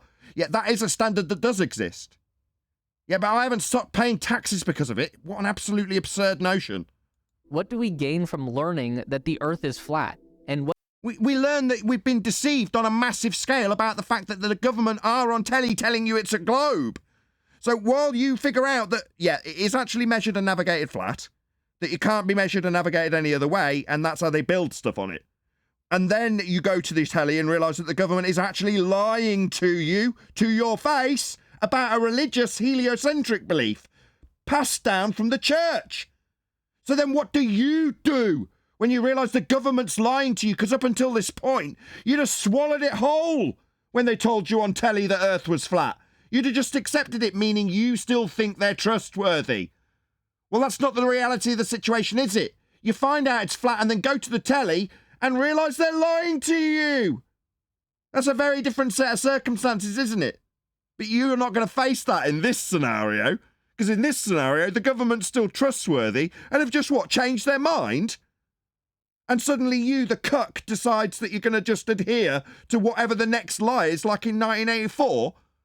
All right, Oceania are at war now, are they? Oh, right, well, the government said that's okay. What a pathetic state of affairs. No, what I appreciated when I found out the Earth was flat was that I was being lied to on many different levels. And still am if I had listened to them continually, as you want to. Because where are you getting your information from? Well, from the telly and the government. But they've changed their mind about the shape of the Earth now. Now they're saying it's flat. So should I stop paying my taxes, or should I cuck to the government a little bit more now they've told me something different? They're not, by the way. They'll still tell you it's a globe, even if you listen to this. And appreciate that the lies of the photographs you presented were just that. And they continue to this day. Does that change your position about the world you live in at all? Because it bloody well should. What do you gain from pretending that it's round?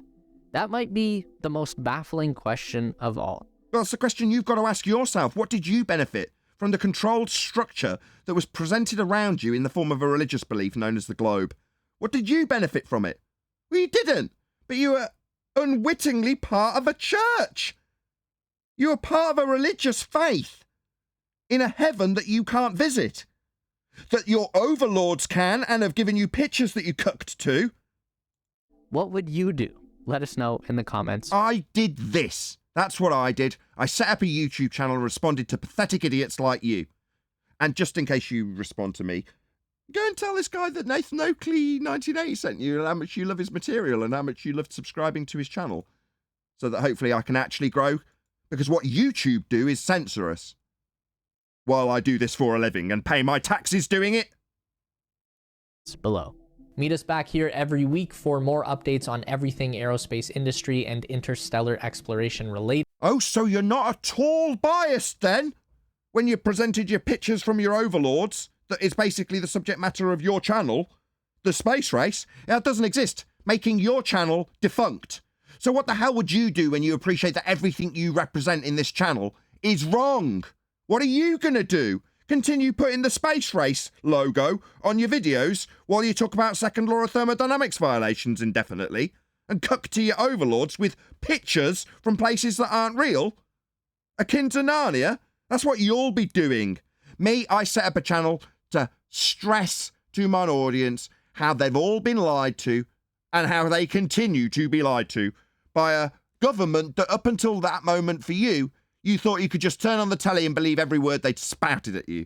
Well, you can't, can you? Maybe that makes your outlook on life slightly different. I doubt it, because you will continue to suckle at the teat of government oppression, which is all this is. It's a controlled structure if you want to know why it's for, as you're asking, not that I need to explain it to you. You wouldn't have the slightest clue if it was laid down to you in words of less than one syllable. Not that's possible. Anyway, we all enjoyed that. Got to the end in the end, 10th man. Now, see, that was well worth it. Less than one syllable. Do you have any words like that? Yeah. Quote. End quote.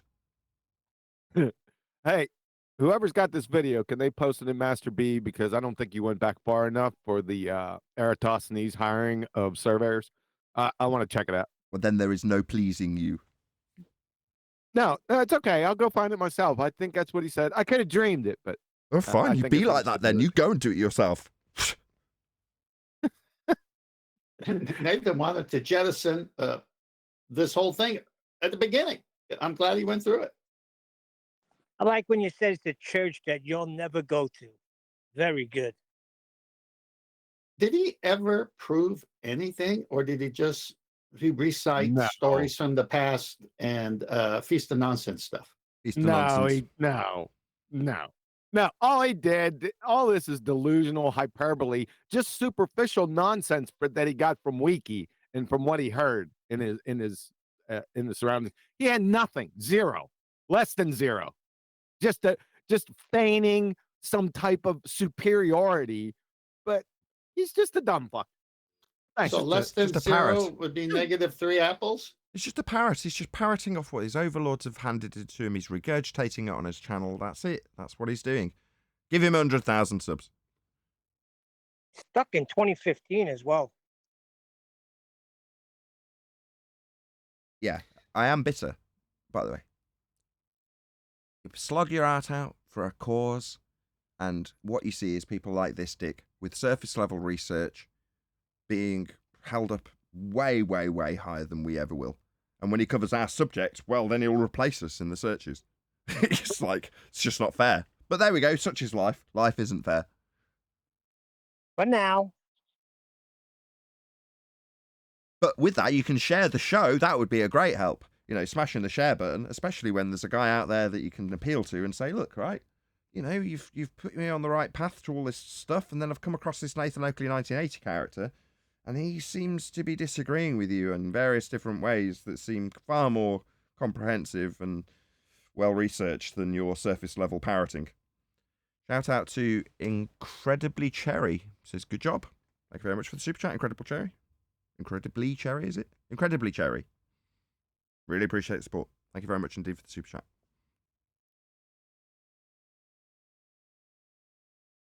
Yeah, I enjoy doing them. I've always got limited motivation for doing them at the start, and then by the end, my blood pressure's raised up nice and high, and you're all chuckling away and pleased with the result, which is good, I suppose. Hey, check it out. It's the same It's image he used. excellent. Just I superimposed a woman making it.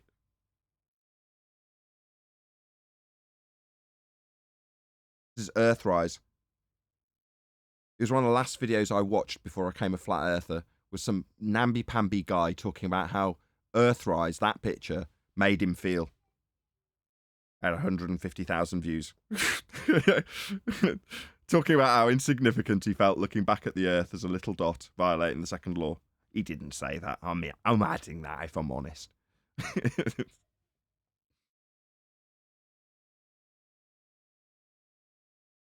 Have I subdued you all? What's happening? No, I'm formulating a thought here based on what I've said already several times. I just didn't want to keep saying it. I want to say it in a new way. It's just apparent to me, obvious to me, that they keep wanting to use historical figures and say, for 2,000 years, we've known it's a globe. You know, fine, I'll give that to you. Go ahead, make up your characters, make up your history, true or false. I don't care. Can you show it to me today? No, we can't see the geometric horizon. Yeah, but they know who their audience is. Like my younger brother will get a hold of this and he'll think it's settled. Oh, I heard this video, and you know, that's their target audience.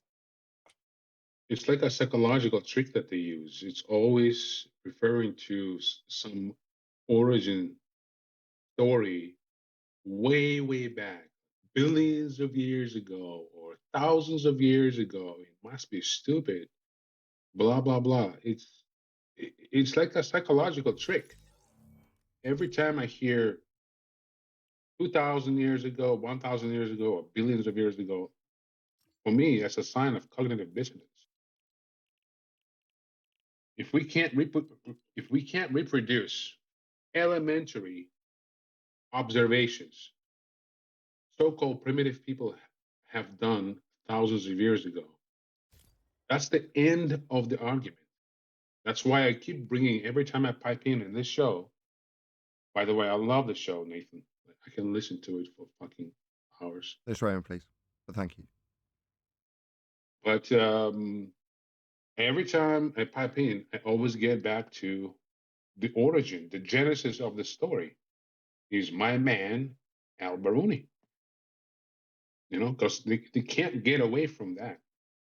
As soon as they refer to something in the past that happened, and you must be stupid not to know it, will come with, it eventually comes down to Al Baruni.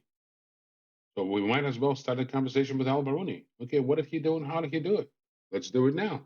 Oh, you can't. Oh, so you think he's like some kind of a supernatural human being that could do something 2,000 years or 1,000 years ago that you and I, ordinary beings with iPhones and computers, can't do today? Well, who has a cognitive dissonance now? That's a sign of cognitive dissonance. As soon as somebody says it's been done, for me, that's a flag, a red flag, immediately. Perfect. With that, I'm going to say another huge, massive, enormous thank you to both Discord and G+ panels for making today's live show possible. If you are watching this on either Nathan Oakley 1980 or Nathan Oakley premiering streams, then stay tuned as there will be an after show to follow. Another massive thank you to today's Discord and G+ panels. Stay tuned. I've been Nathan Oakley, and I'll see you all in the next video.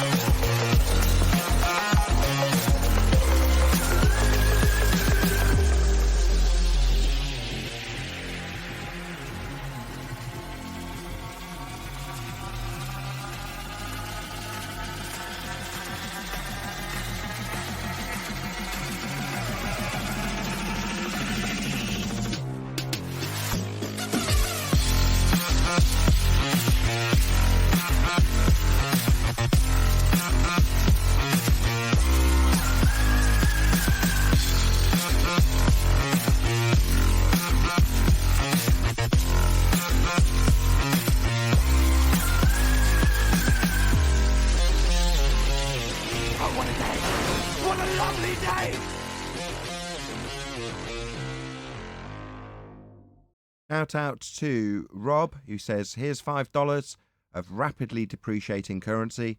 Love the show. Really appreciate it. Thank you very much indeed. Stay tuned if you're watching on Aftershow.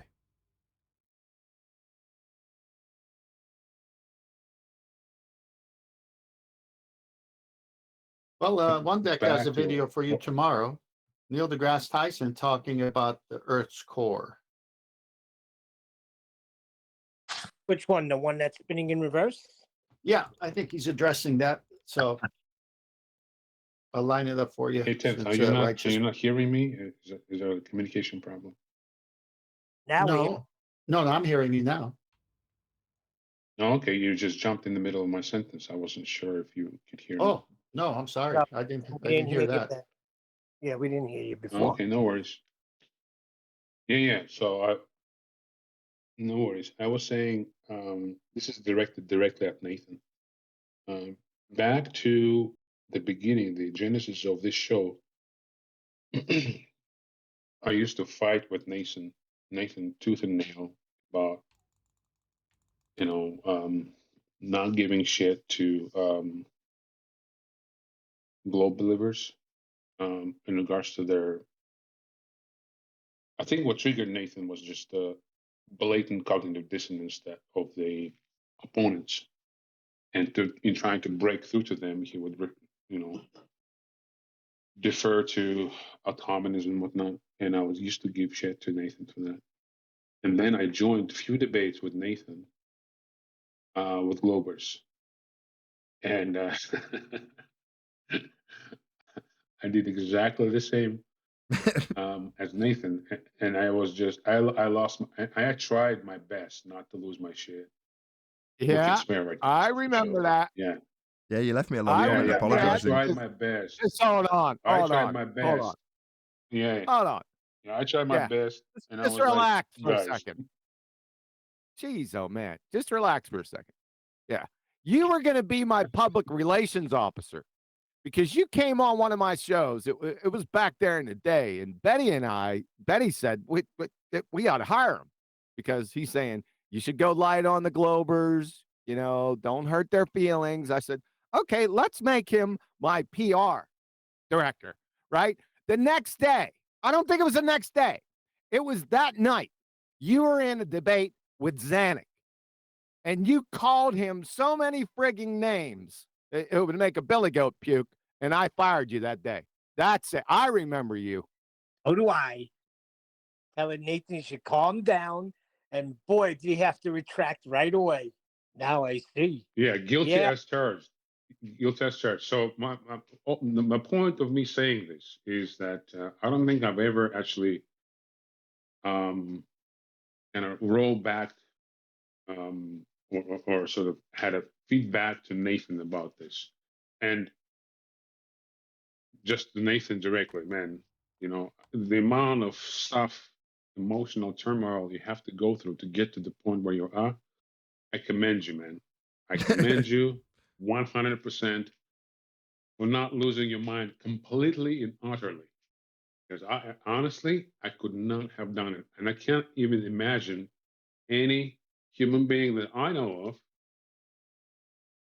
that could have pulled this off daily, right? It's just, so kudos to you. Kudos to you. And the point of me saying this is I've taken the break, although I've, sometimes, jump in and listen to the shows. And I've noticed how relaxed you are recently. You're There's no friendlies relaxed here. and you kind of, well, no, even just for me, a debate with David White was like, oh wow, and Nathan is really kind of, I don't want to say changed because I don't want to put the words in your mouth and judge your demeanor and whatnot. But to me, it was very respectful way of conducting yourself on a large arena. And I don't know if you did it consciously or not, or you just came about naturally to that point. And I could feel the frustration. I was always waiting, like, okay, he's gonna blow up now. No, he's gonna blow up now. Okay, now is the time. Now, okay, somebody stepped on the mine. Okay, Nathan goes off. No, and you didn't. And to me, it was like, okay, so we're now in a completely different arena where even though you're staring directly at the case of cognitive dissonance and you're trying your best to trying to get them to realize that, then that's like a futile exercise. People with cognitive dissonance are unable to recognize it. It's just it's a medical fact. They just can't do it. And I think that's a lot of frustration. That's the origin and source of a lot of frustration for somebody like us and Nathan. So yeah, I just want to commend you for that, and I wish you keep that going. I like thank you. It's not cognitive dissonance. It's in the face of audacious retards. That's the issue. No, John, that's why I disagree. It's a really medical condition. Like I well, that's fine. Just, you can disagree. You can't. Yeah. I've dabbled quite a bit lately into sort of so-called science of cognitive dissonance, and there are about like 7 to 8, maybe somebody would say 8, somebody will say 10, what we would call red flags of science of cognitive dissonance. There is no science of cognitive dissonance. There are. I can prove my case of audacious retards better than you can do cognitive dissonance. There are certain phrases and certain things people say that are science, not necessarily proof, but like with a 90 to 99% certainty. Yeah, yeah. What was your first statement? Yeah. I'm sorry, I missed your first statement. What was my first You statement? said, I don't remember. You said 99% something about science? Certainty. You didn't say anything about science with your first statement. Yes, no, science in terms of flags, like the exhibition science in terms of flags. Science.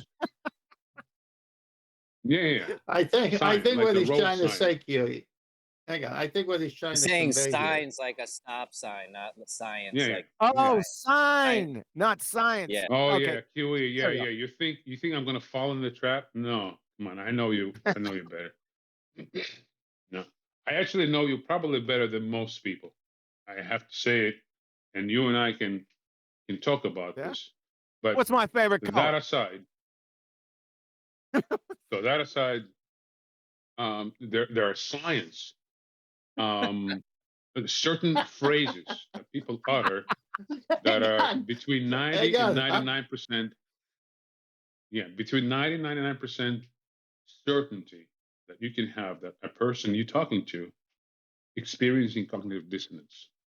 And the cool thing about it is that if you make a list, and somebody already did, I'll probably have to make a video on that. A list of those phrases, and they're hilarious.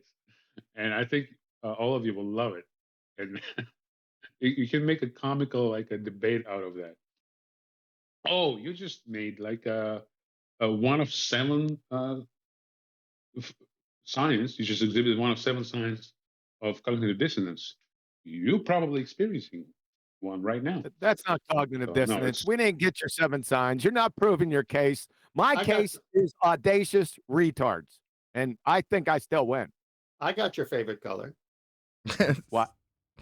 Yeah, here it is. Mauve. It's yellow because it's the yield science. It's not yellow. My favorite color is definitely not yellow, not the color of the Baltard spine, most assuredly. No, you missed it. The yield sign is yellow, and he was saying science, but it sounded like he was saying science. So I said yellow because your favorite science is the yield. That's too much. I'm not disagreeing with you though, in terms of a level of retardedness of the opponents.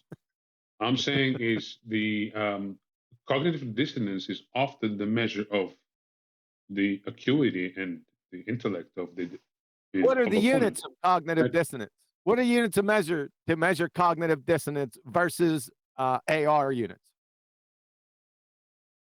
I'm not getting into this debate. I'm just talking about like a relatively. Yeah, that's your case. That's my case. Relatively speaking, people experiencing cognitive dissonance, are, meaning more susceptible to cognitive dissonance, are probably less intellectually acute and focused than otherwise.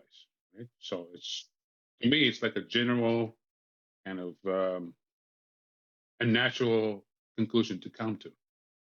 Can I ask you a question? It's since purely you- circumstantial, though. You are Can I right ask- about the Yeah, focus yeah, part. of course. Yeah. Because Circumstantial. somebody with for sure. real good talent can still be all zoned into that and unable to get out. Can I ask you a question about Yeah, but the talent in the very narrow sense of it, right? But yeah, I agree. Like, this is not science at all. Like, to Quantum Eraser's point, yeah, this is not science. It's just a fun thing, as I prefaced it, to play about with. in your research on cognitive dissonance, did you find out who was not what personality type, what type of person is not befallen to cognitive dissonance? Did you find that out? No, but I can make a conclusion based on your question, just in retrospect. A type of personalities, introverts definitely are less likely to experience cognitive dissonance versus extroverts. Why do you say that? Why do you say introverts would be less likely than extroverts? Because they get less caught up with whatever is happening in the group. That's Group not the, dynamics really allow you to very quickly adapt, even if it makes no sense. no, that's answering a whole other question. If someone's afraid to get involved, I can answer that. Okay, well, let me finish. If someone is afraid to get involved in anything, they're out of the study.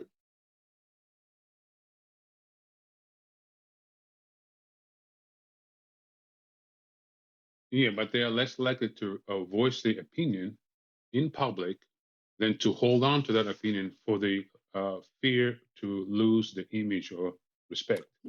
Right, but you're And just a lot of describing introverts. That's what introverts do. They're fearful. They don't speak up. They don't challenge. They don't ask questions. So they can't be part of the study because you're not able to say No. introvert. Introverts are not afraid to speak up. No. I don't Really? know what notion of introverts you have versus extroverts. Anyway, I don't want to make it. No. This is debate, good. Define introverts, and I'll define introvert. More focused on the internal world. I don't really have.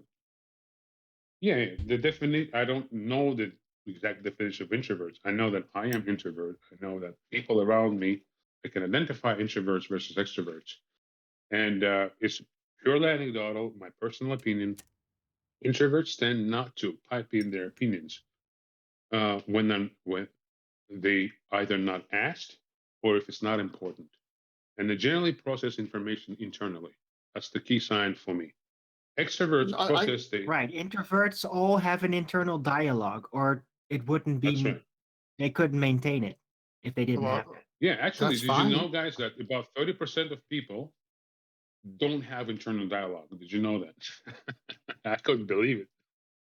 Well, where'd They you get that? literally don't know what Where'd you get internal that? dialogue Where'd is. you get that ratio from?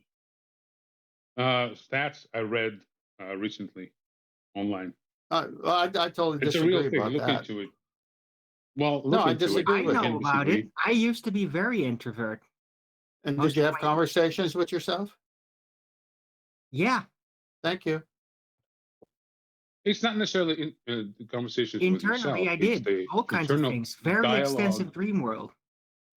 Fine, you're Yeah. describing introverts. What has this got to do with cognitive dissonance and an introvert or an extrovert? Well, because if you have an internal dialogue system, and as an introvert you would have to, then you automatically are less easy to be fooled and slipping in to some misguiding assumption about how things work, and then you will not get cognitive dissonance because you have that It's internal not monologue, 100%. right? Oh my gosh, Yeah. what a bunch of It's horse a soup that is. tendency. No, that's not horse soup.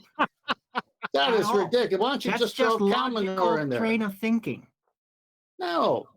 Yes. Cognitive dissonance Tense, is I when think- you define cognitive dissonance first. is when you can't basically snap in out of your train of thinking, your assumption, your approach to entertain something that conflicts with that. Can someone give me a better explanation? Inability to retain contradictory viewpoints. Thank you. Thank you. So an introvert who doesn't like to be extrovert is dealing with it inside. He's just not sharing it because he's an introvert. That's why he's not sharing it. But he's still got cognitive dissonance, but he's afraid to speak up and be made fun of and stuff like that. Whereas someone who sent... That's not what I said, though. It only becomes cognitive dissonance when you actually act upon it. If you keep it internal, then you keep it compartmentalized, then nothing happens. No, it's still cognitive dissonance. It's just compartmentalized. Yeah, but let's keep it in perspective. But then there's no all dissonance. I said is there's nothing happening. In my the struggle is within the guy or the gal who's doing it. Is the moment when the contradicting ideas actually within your consciousness clash, right? That's the cognitive dissonance. Well, if that doesn't happen because it's compartmentalized and you never seek out that confrontation moment, then you won't have cognitive dissonance. So then it's not... That's my whole point. The introvert... Oh, gosh. This is nonsense. It is a nonsense. We're discussing You're making it a nonsense. You're bringing a straw man. So here's my point. I'm bringing a straw man. Are you more likely... Yeah. You are. I'll tell you why. But before I do that, are you more likely to experience cognitive dissonance if you have an internal dialogue versus not having internal dialogue at all? Tell me. Well, what I'm saying is along the same lines. They are having the internal dialogue. They're just not sharing it with anybody. Yeah, that's not what I asked, though. But that's what I'm saying. That's my point. My point is if they understand. And that's your straw man that I was talking about. That's not the point I was trying to make. Well, let me finish. You can't hold two opposing thoughts. And when you do, you got problems. The minute he has two opposing thoughts, there's conflict, whether he likes to share it or not. That's my point. Now, if he never got to that point, then it doesn't matter what he is, extrovert, introvert. He never got to the point where the two opposing thoughts existed. We're talking about odds here, right? It's not exact science, or I've never claimed it to be. You said 30%. How'd they get 30%? This all started with 30% don't have internal dialogue. It has nothing to do with... How do you know? I told you. I've read the stats. Studies out there. Studies? Well, to have a study that someone is not having an internal dialogue just ruins the whole stat. What? I don't know what's going on. What are you talking about, man? We were having a discussion about the relation between cognitive dissonance and introversy. I thought it was very informative. I don't know why you keep trying to pull it away from that. I'm not. You're the one trying to say I am. I'm not. I'm trying to figure out how you got 30% of people don't have internal dialogues. Guys, can I just ask myself a question? That makes sense. You don't have to ask us. You could just do it. That was it. That was good. That was it.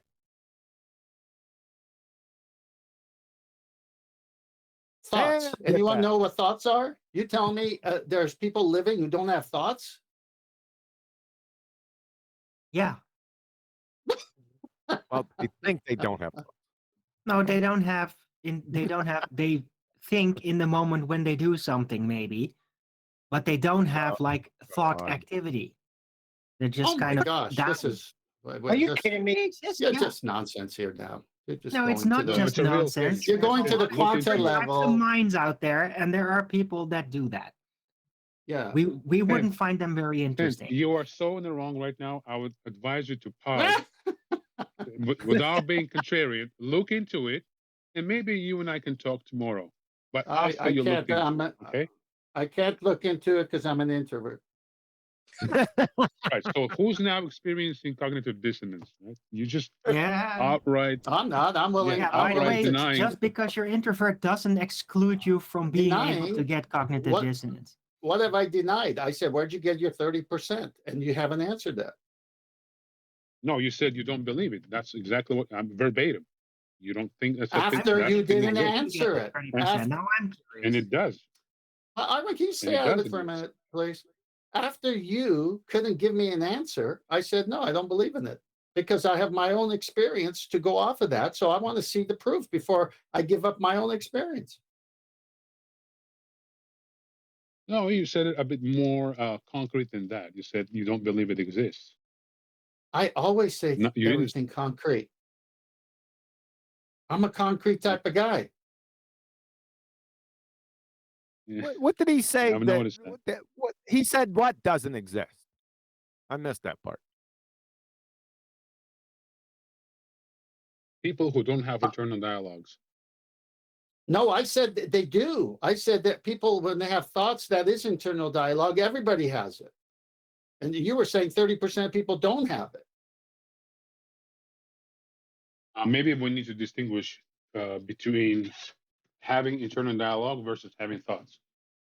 Maybe that's a Yeah, nuance. there is definitely a difference because if you just think in response to things, something happens, somebody says something, yeah, you'll think. That's an automated response. Internal dialogue is when you can initiate thinking without something happening, right? And you initiate, not just respond. That's really the difference. And I have not met one person who doesn't do that. I have. Who? I don't know their names. Well, then you haven't met I them. have. How they do that? I have personal Who? experience. Who? Explain it. I want to hear this. That you met a person that doesn't have internal dialogue and there was a way of proving it. Go ahead. There is no way of proving it. I'm just going by the way. No, okay, there's by their geometric horizon. responses. It's there, but it's not there. Well, I remember the conversation I had roughly. But what you're implying, proving it, is me providing you concrete proof right now in here, which I can't. It's an You anecdote. just said, It's from my personal you just experience. made a claim. You made a claim that based on the study, 30% of people do not think or have internal dialogue with themselves. And I'm opposing that and asking for proof. And then when I ask for proof, you say, well, I know people. And I ask, what's their name? I don't know. Santa's got you here. He's got No, you. so we're distinguishing between having thoughts. I want to know the having study. internal dialogue. Those are, Can you have internal dialogue without a thought? yes. Sure, No, demonstrate. the other way around is true. You can have internal dialogue and thoughts, but you can have thoughts without internal dialogue. Well, I agree with that. But the same person who is just proven to have thoughts. But that's the difference. That's No, it. That's the let me whole point. finish. But the difference is you cut No, my I can't statement let in you half. finish. You just concluded my statement exactly how I posed it. No. Then maybe I'm seeing you from a different aspect, and you need to answer that instead of your statement and hear me out instead of just your statement. The person who has now, if you would have stated this, let me see if I understand you now, that a person can have internal dialogue, but a person can also have a thought without bringing that thought into an internal dialogue. I would agree with that. But it sounded like 30% of people don't have internal dialogues, which is a joke. I don't believe those percentages anyway. Who takes these surveys? Well, Audacious we can disagree research. on percentages. Yeah, but the history of the show is blatant outline of the reality of people who cannot process internally contradictory viewpoints. You cannot. That's what they got done in Kruger. As far as I'm concerned, one of the explanations is those people are unable to have internal dialogues. It's anecdotal, it's personal experience, and the data I'm citing, I'm not actually citing anything. I'm just referring to the data I've came across. Anecdotal as it is, seem to coincide with the notion that people who most likely susceptible to having cognitive dissonance probably, odds are, more likely not to have the ability to have internal dialogues. It's You got not a lot of 100%. probably and maybes in there. I think No. it's the exact opposite. They have a lot of internal dialogues, and it's conflict. Like, for example, gas pressure without a container. We could cite all kinds of things, gas laws, and then it goes against their religious belief in heliocentrism. So they'll say gravity, gravity, gravity. So they have a dialogue about gravity, and you say, That's "Yeah, not but a gravity." dialogue. I'm in the middle of something, It's Arwen. a playbook, not a dialogue. Okay, you want to finish my thoughts, Arwen? Go ahead. Doesn't Yeah, matter. you're talking about the playbook. It's Well, a thank you for system. interrupting It's a my system thoughts. they use. They don't process it. That's the point. The processing part But is the Arwen is dialogue. right. Yeah. They don't do I'm that. glad Exactly. you They're waited your recalling- turn to talk. They're recalling the teachings and the textbooks examples instead of Who thinking for cares? themselves. Still internal dialogue. Who cares? If you can hold back from interrupting, maybe we can finish. So you show them a violation, second law of thermodynamics. Now they have to say, do I believe in natural law or do I believe in my gravity? Does gas go down, go boom, boom? Or does gas go in all directions as we all know it does? I'm in conflict here. I got to make up something else. Space-time. Okay, it's space-time. Gravity is in effect, and we're going to live it in the mathematical version of it. So it's the bending of conceptual space-time. Einstein figured it out. I don't have a problem anymore. Whew, I almost became a flat earther there. Wow, thank you, Einstein. Yeah, you're filling in a whole bunch. And like you, like dialogue that they wouldn't have. They wouldn't even think about it. They just go to the next part of the playbook. They don't Right. think about things, Terrence. If they would think about it, they would catch on how much of bullshit thing they believe in. That's they what have the point is cognitive dissonance is because they did think about it. You don't have cognitive dissonance if you're just repeating the playbook. Correct. Yeah, but when you're referring to thinking, I think you're referring to recalling. Various No, I'm tidbits of not. facts I'm and not. textbooks. I'm not. But I'm that's not. what I'm you not said. thinking that way. I'm just going by what you're saying. I'm not doing Okay, that. I I'll just take told it. you, I'm not doing that. But what we're saying is, in all probabilities, if you have the ability to contradict your own point of views internally and have a discussion internally, as most introverts do, you have a higher chance of arriving at a logical, and I mean logical, underscored, conclusion, rather than recalling bits and facts from textbooks, which is what a thinking person do, but not the person who has internal dialogue and discussions in kind of a Socrates, in the style of Socrates, question and answer, so to speak, internally. And introverts, in my anecdotal experience, are more likely to have those conversations and arrive at solid logical conclusions versus people who are not introverts. That's all I was Great. saying. It's not exact science extrovert. by any means. Well, I have my opinion. You have yours. I'll rest it there. I got to think about this. Yeah, but it is a study. Nathan Oakley has had conversations like even before the flat earth debates about this. So this is not totally out of nowhere. That is a study. I've had conversations before Nathan Oakley was ever born about this. How's that? Okay. That's okay. really So nice. what's citing Nathan Oakley having conversations about it proves one thing or another. I have no clue what you were Well, trying to do Nathan there. tends to not just make up things. So just saying. Well, I don't tend to make up things either, just saying. I don't Well, understand. then What's the don't point of suggest controversy that this here? I guy think we is all doing that. on the same page. Oh, I recognize what he's talking about. I'm sorry to question everything. I'll go back in my hole. You introvert. That's a cop out. Come on, Ted. We're having Well, the way natural Arwen discussion. the way Arwen is setting it up, I thought was pretty funny. It wasn't a cop out. Why are you taking it seriously? I don't have a hole to go back into. Yeah, but it's just saying like I don't care what you're saying. No, I Let's move said on. you have your That's a opinion. cop I out. have mine. I'll leave it there. I respect yours. I disagree with it. I'm willing to leave it there. I've already given you Awesome. half an hour on it. I don't know how much more of my time I should go on this. Cool. I didn't So- ask for your time. You the one piped in. No, You're the you one just had an made a issue with it. claim. You just And I made a tried claim to- that I don't care. You interrupted me. You interrupted Could we just have a constructive interrupted you conversation again because about how I ballers interrupted- think and all Oh, that? Really, Arvin, you find the most advantageous time to talk. I'm telling you, you got the gift. But the point is, you said, I don't care when I did care because I spent a half an hour on it.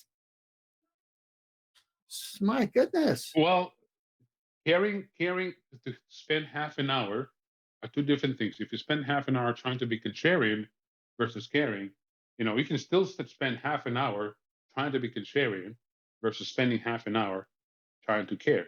That's two different things, in my opinion. But anyway, let's agree to disagree and move on. Well, now Anecdotal to begin with. you've just pretty much painted me as a contrarian who doesn't care when there's contrarians who care, and that's why they're contrarian.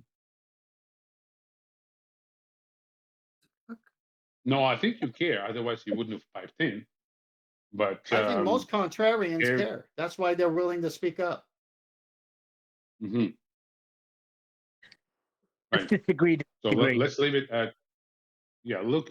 Let's collectively look. If you're so interested in this, if you're so caring, let's look into the available literature on the subject. And Yeah, I'll get most- right on that.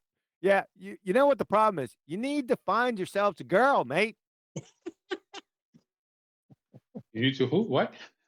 What's the problem? This is very interesting stuff. We deal with people with psychological situations which are involved in what we're talking about all the time. It's good to know and talk about these kinds of things.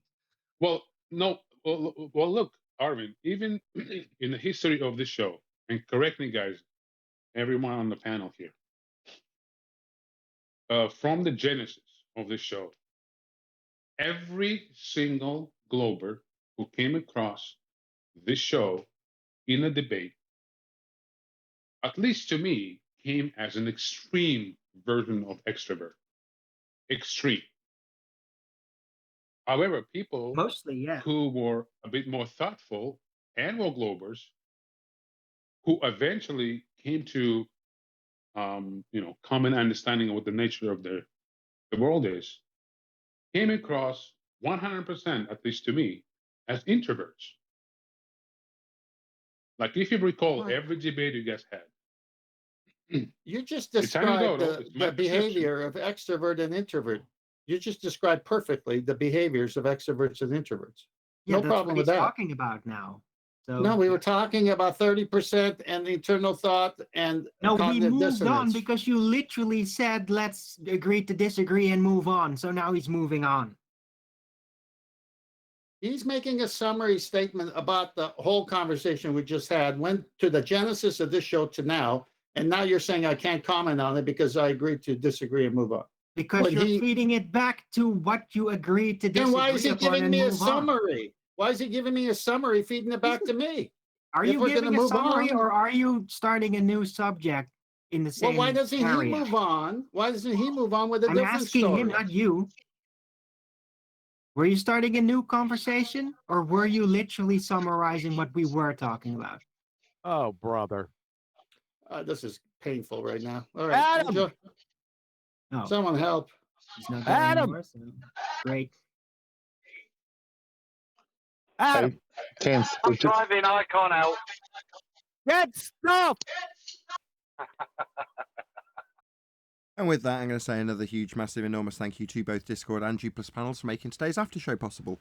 And of course, a massive thank you to all of you in either Nathan Oakley 1980 or Nathan Oakley Premium streams, hopefully smashing the super chat, liking, commenting, sharing, subscribing, joining as a Nathan Oakley 1980 channel member, and all that good stuff. I've been Nathan Oakley, and I will see you all in the next video.